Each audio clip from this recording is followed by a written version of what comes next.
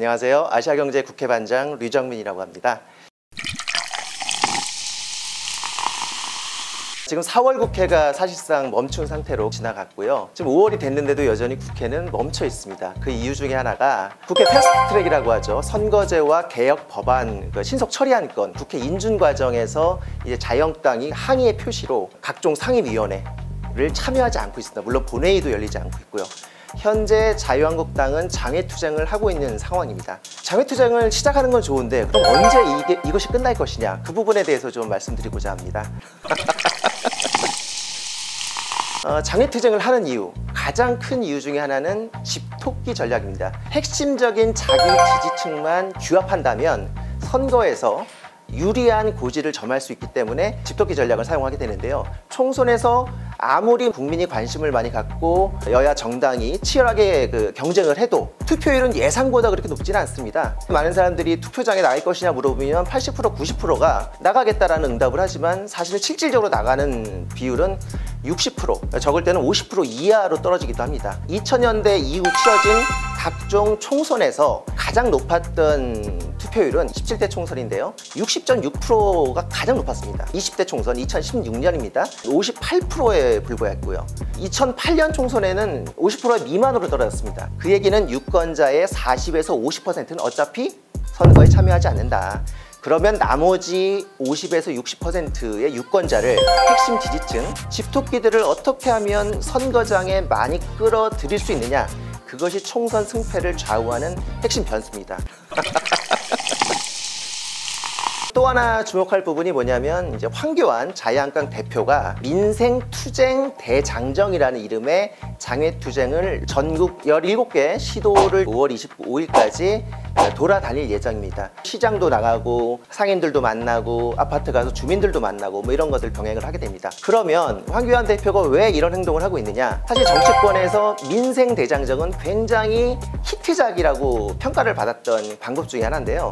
대표적인 게 이제 손학규, 지금 바른미래당 대표라고 있는데, 이분이 2006년도에 민심대장정이라는 것을 들고 나와서 사실은 정치권에서 굉장한 각광을 받았습니다. 광산에 가서 직접 광부처럼 일을 하고 얼굴에 검댕도 붙이고 논에서 일도 하고 맨다리에다가 진흙도 묻히고 농민들이랑 같이 막걸리도 마시고 허심탄회하게 주민들과 대화도 하고 식사도 같이 하고 잠은 마을 회관에서 자고, 이런 모습들이 당시에 굉장히 신선하다. 정치권 일각에서는 이게 쇼라는 평가도 있었지만 쇼라도 좋다. 다른 정치인들도 좀 저런 모습 좀 보여봐라. 그래서 사실은 주요 길목마다 정치인들이 민심대장정 또는 민생대장정이라는 이름으로 많은 그런 것들 벤치마킹하고 있는데요. 이번에 황교안 대표의 민생투쟁대장정도 사실은 리멤버 2006, 손학규 벤치마킹의 방법 중에 하나라는 평가가 좀 받고 있습니다. 최근에 국회의원들이 삭발을 하는 그러한 사건, 국회 본관 앞에서 국회의원 4명, 그 다음에 지역위원장 1명, 그래서 5명이 지지자들, 그 다음에 국회의원들, 기자들이 보는 앞에서 삭발식을 했습니다. 자유한국당이 반대했던 국회 패스트트랙이 강행됐다는 것에 대한 항의 표시, 절박한 분노의 표현을 위해서 삭발식을 했는데요. 이분들이 과거에 시위를 한다거나 삭발을 한다거나 단식을 한다거나 이런 부분에 사실은 별로 이렇게 익숙한 분들이 아닙니다. 그날 좀 해프닝처럼 머리 깎는 기계라고 하죠. 그 기계가 이제 일부 고장이 났습니다.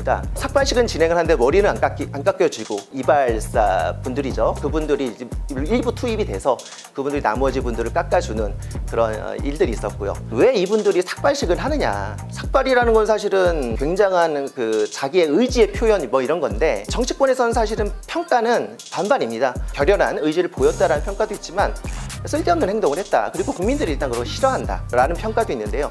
그럼에도 이 사람들이 삭발식을 한 이유는 사실은 내년 4월 21대 총선의 공천과 관련이 있다는 평가가 있습니다. 경남 진주가 국회의원인 박대출 의원이 있습니다. 이분이 이제 영화를 패러디해서 원빈을 따라하는 그러한 퍼포먼스죠. 그런 부분들을 동영상으로 찍어가지고 1차 삭발을 했고요. 그분이 이제 의원총회에 나타나자 많은 자유한국당 의원들이 놀라기도 하고 신기하기도 하고, 하지만 이분은 그 행동 하나로 전국적으로 유명세를 탔고, 아마도 내년 공천에서 자유한국당에서 가점을 주지 않을까라는 평가가 있습니다. 이번에 자유한국당이 패스트트랙을 저지하는 과정에서 국회 주요 공간을 의원들이 못 나가게 막거나 회의장을 점거한다거나 이런 행동들을 했는데, 거기서 앞장섰던 주요 정치인들을 보면 당협위원장을 탈락했거나 뭐 각종 재판이라든가 그런 과정 속에서 공천받기 힘들다, 뭐 이런 평가를 받는 분들이 굉장히 적극적으로 나섰습니다. 어떻게 보면 악역을 자처한 건데요.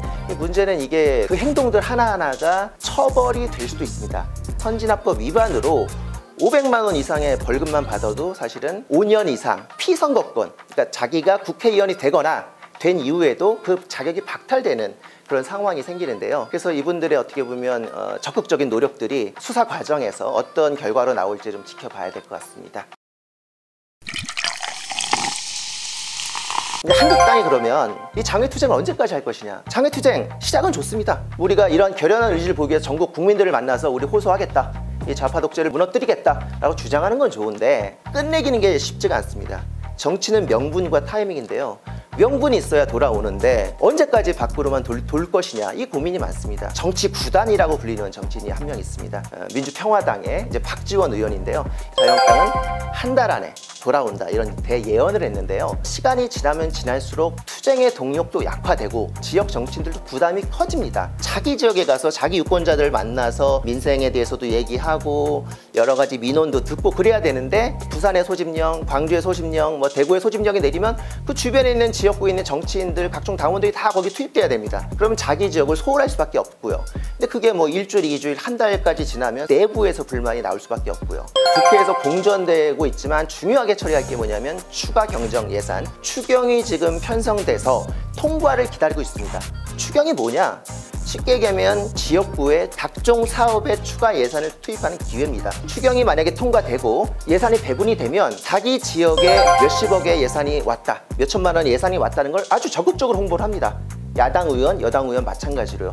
그것이 본인의 치적이 되고 결과적으로 내년 4월 21대 총선에서 자기가 당선되는데 굉장히 유리하기 때문에 좋은 기회가 되는데요. 지금 야당에서 추경을 반대하는 것처럼 보이지만 추경을 계속 반대하면 오히려 야당 내부에서 동요가 일어날 수 있습니다. 빨리 정리를 하고 우리 지역 현안에 대한 예산을 좀 투입해 달라라는 의견이 있기 때문인데요.